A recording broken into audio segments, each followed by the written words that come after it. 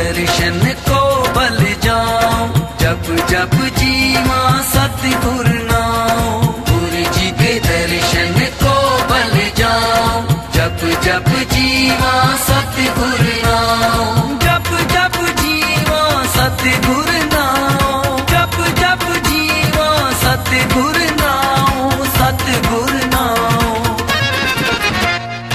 वाहे गुरु तेरा सब सदका, वाहे गुरु तेरी सब रचना, वाहे गुरु तेरा सब सदका, वाहे गुरु तेरी सब रचना।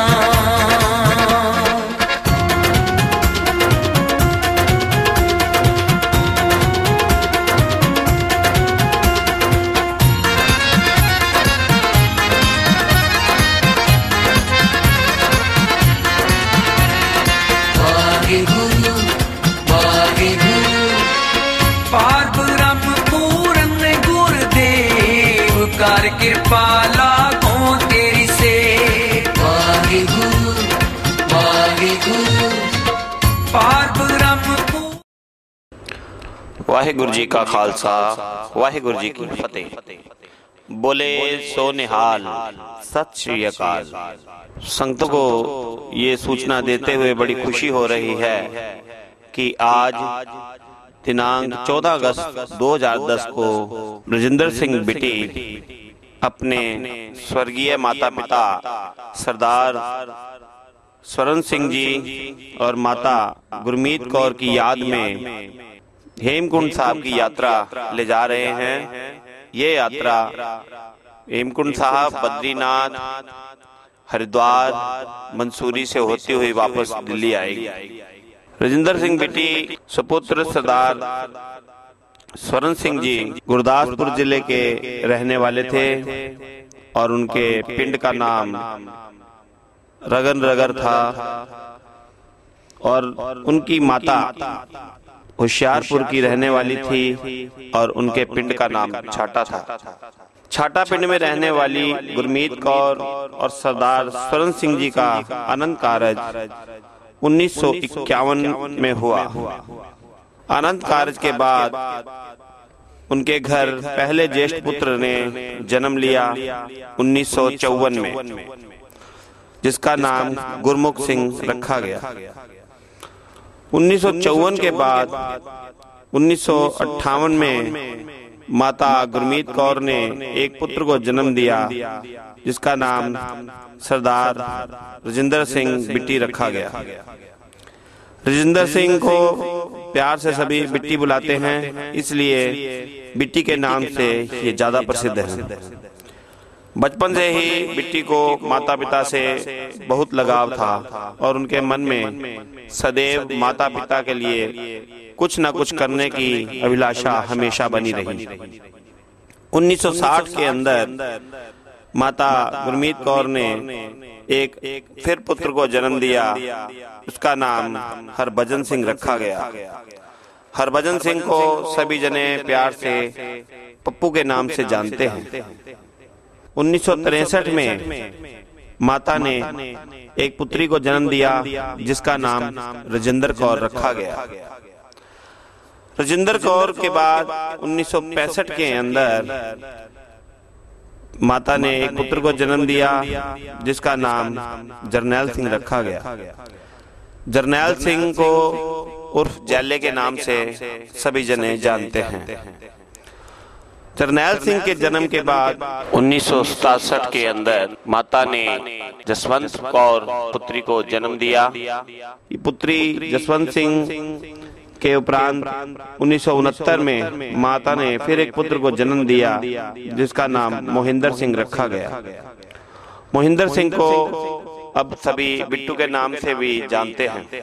पुत्रों के घर पोते हुए 10 पोते हुए हैं और 6 पोतियां हैं और एक उनका पड़पोत्रा है और एक उनकी पड़पोत्री है। स्वर्ण सिंह जी ने 16 फरवरी 1997 को अपनी श्वासों की क्रिया छोड़ दी और वे स्वर्ग से धार गए। माता गुरमीत कौर भी उनके पीछे 6 दिसंबर 2005 में उन्होंने भी अपना शरीर छोड़ दिया। दोनों की पुण्यतिथि और प्रेम की याद में अभिप्रेरित होकर राजेंद्र सिंह बिट्टी ने यह यात्रा, जो कि उनके मन में काफी समय से थी कि अपने माता पिता की याद में सभी को हेमकुंड साहब के दर्शन करवाने हैं और बद्रीनाथ जी के मंदिर भी ले जाना है, वो अभिलाषा आज 14 अगस्त 2010 को पूरी हुई। इस अभियात्रा में डॉक्टरों का, एयर कंडीशन बसेस का, लंगर का विशेष प्रबंध किया गया है। गुरुद्वारों में लंगर साधारण नहीं होगा, बल्कि बिट्टी भैया की अपनी मनोइच्छानुसार स्वादिष्ट व्यंजनों का लंघन होगा। यात्रा में किसी को दुख तकलीफ ना हो, इसके लिए एक अलग से डॉक्टरी जीप साथ में लगाई हुई है, जिसमें चिकित्सा की सभी सुविधाएं उपलब्ध होंगी। किसी भी यात्री को कोई परेशानी ना हो, इसके लिए बिट्टी भैया ने पहले से ही सभी जगहों को बुक करवा दिया हुआ है, ताकि किसी यात्री को, संगतों को कोई दिक्कत ना हो। गांधी नगर, नेहरू गली नगर कीर्तन के रूप में पहले यात्रा दिखाई गई और उसके बाद रात को 11:30 बजे यहाँ से बसें चल पड़ेंगी हरिद्वार के लिए। सबको बहुत ही बधाई देते हुए हम आपको ले चलते हैं हरिद्वार की ओर। बोले सो निहाल, सत श्री अकाल। के बाद भी उनकी बरसी पर उनको याद कर कुछ ऐसा करने का प्रयास करते हैं ताकि उनकी आत्मा को शांति मिल सके कि उन्होंने एक को जन्म दिया है। जी हाँ, मैं बात कर रहा हूँ एक ऐसे शख्स की जो अपने माता पिता की बरसी पर पिछले 5 सालों से सैकड़ों लोगों को अपने खर्चे से तीर्थ यात्रा कराता है। आइए आपको भी दिखाते हैं कैसे। जिस शख्स को आप अपनी टीवी स्क्रीन पर देख रहे हैं, यह है राजेंद्र सिंह बिट्टी। बिट्टी गांधी नगर में रहते हैं, जो कि अपने माता पिता के अनन्य भक्त हैं। भले ही आज वो इस दुनिया में ना हो, आइए उन खुशनसीब माता पिता को भी आपको दिखाते हैं जिन्हें इतनी लायक संतान मिली। यह है सरदार स्वर्ण सिंह व उनकी पत्नी श्रीमती गुरमीत कौर, जिनका की स्वर्गवास 5 वर्ष पहले हो चुका है। कहते हैं दोनों बड़े ही धर्मालु प्रवृत्ति के थे, तभी तो उन्हें संतान भी धर्मात्मा ही मिली। सरदार स्वर्ण सिंह के 5 पुत्र हैं, जिनमें सबसे बड़े बेटे का नाम है राजेंद्र सिंह बिट्टी। माता पिता के मरने के बाद लोग उनका श्राद्ध आदि धूमधाम से मनाते हैं या फिर कोई स्कूल, धर्मशाला या धार्मिक स्थल बनवाते हैं। लेकिन बिट्टी अपने माता पिता की बरसी बड़े ही अलग अंदाज में मनाते हैं, और वो अंदाज है सैकड़ों लोगों को अपने खर्चे से तीर्थ यात्रा कराना। जी हाँ, इस वक्त जो बसें आप अपनी टीवी स्क्रीन पर देख रहे हैं, ये सभी शनिवार रात 5 धामों की यात्रा पर निकली और इनमें सवार है करीब 350 लोग, जिनका सभी खर्च राजेंद्र सिंह बिट्टी परिवार वहन करेगा। ये यात्रा करीब 8 दिनों में पूरी होगी। यात्रा के समय हमने बिट्टी परिवार से बात की।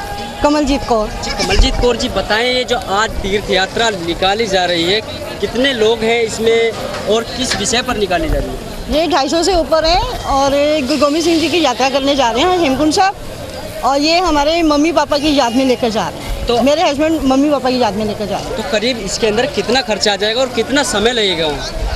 हमें ये 8 दिन का टूर है।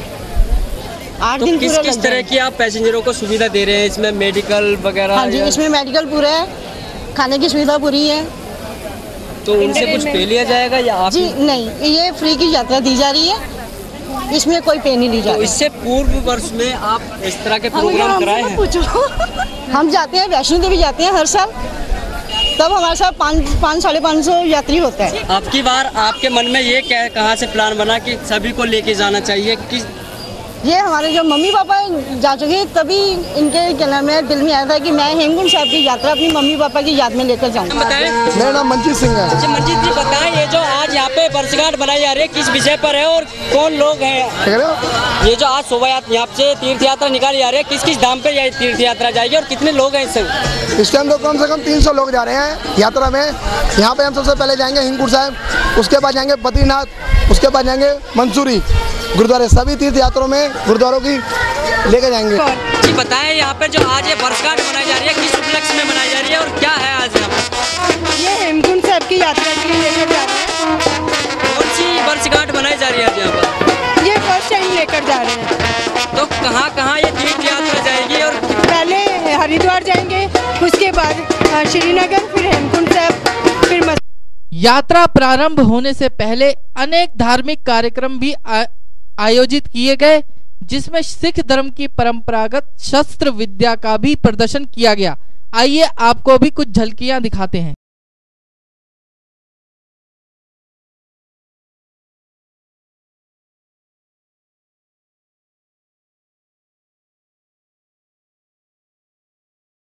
इस मौके पर गुरुद्वारे से आए गुरु ने क्या कहा, आइए आपको भी सुनवाते हैं। मेरा नाम धर्म सिंह है जी बताएं, ये जो यहाँ पे तीर्थ यात्रा निकाली जा रही है, कितने धामों तक ये निकाली जाएगी और कहाँ किस किस तरह के ऐसे कार्यक्रम किस किस समय पर होते हैं?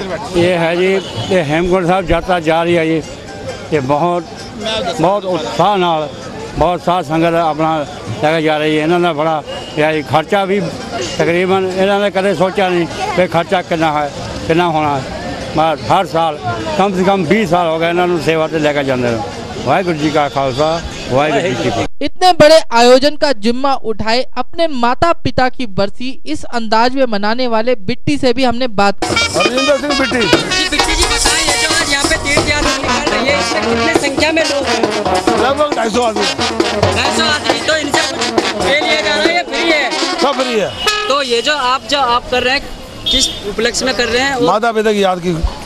तो माता पिता की याद जो है अभी तक कोई भी नहीं देखा गया इस तरह के माता पिता की याद में आप जो कर रहे हैं, जो इससे पूर्व इस तरह के कार्यक्रम। हर आदमी के मन में अलग अलग बात होती है और अलग विचार होते हैं।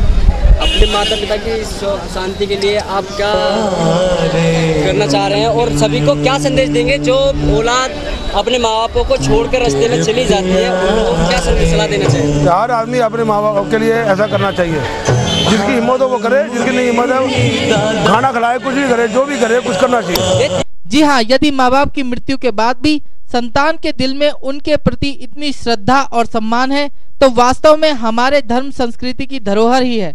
बिट्टी के इस कार्य से उन लोगों को शिक्षा अवश्य लेनी चाहिए जो जीते जी भी अपने माँ बाप का सम्मान नहीं करते। ब्यूरो रिपोर्ट, आज का संदेश।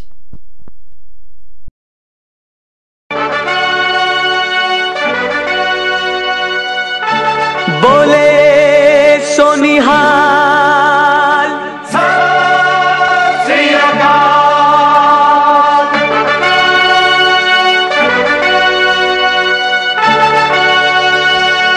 देह शिवा बर मोहे है, शुभ कर मनते कबहू न टरो।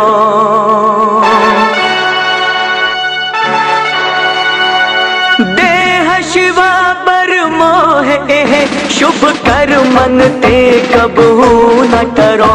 शुभ कर मनते कबहू न टरो। न डरो और सो जब जाए लरो निश्चय।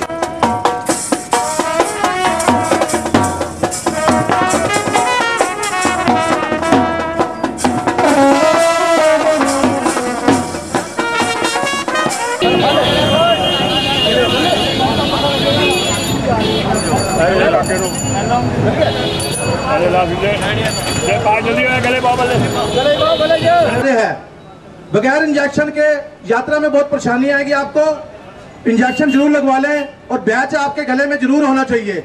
इससे सब यात्रियों को पता चलेगा भी ये हमारी संगत हमारे साथ जा रही है। सबके गले में बैच जरूरी है।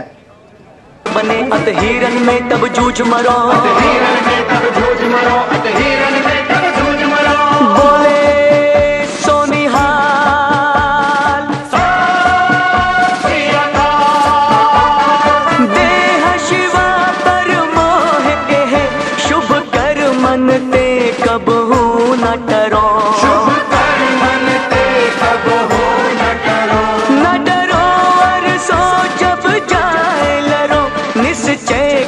अपनी जीत करो।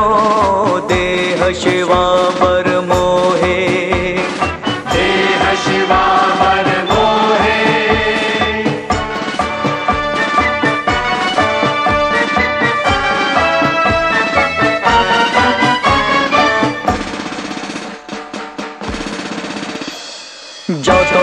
खिलन का चाओ सिर धर तली गली मेरी आओ, इत मार्ग पैर धरी जय, सिर दीजे कान न की जय,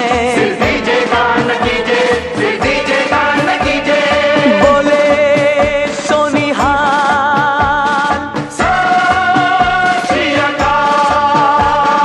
देह शिवा पर मोह शुभ कर मन ते कबहू न टरो, न डरो और सो जब जाए लड़ो, निश्चय कर अपनी जीत करो, देह शिवा पर मोहे, देह शिवा पर मोहे।